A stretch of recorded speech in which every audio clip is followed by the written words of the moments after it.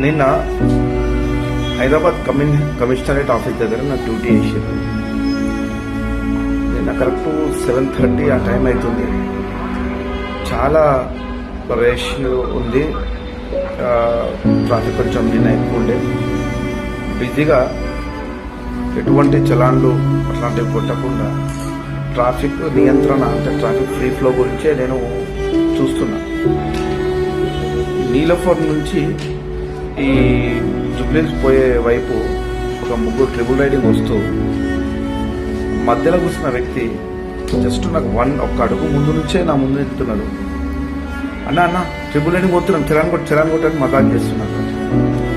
వాడు అతను అన్నప్పుడు అని చూసుకుంటా టర్న్ అయినా అంతలో బండి పాస్ అయిపోయింది కూడా. బండి వెళ్ళిపోయినాక నాకు మైండ్ అనిపించింది ఏమన్నాడు ఇతను అని.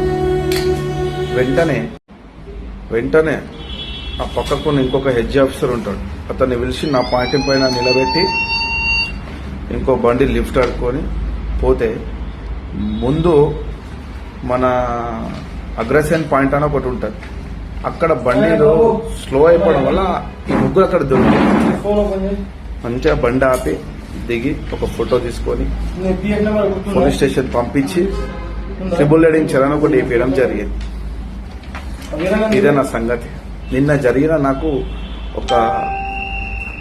అంటే నేను ఎప్పుడు ఎదుర్కొని పరిస్థితి ఒకటి అట్లా ఎదురైంది, మీతో షేర్ చేసుకోవాలనిపించింది.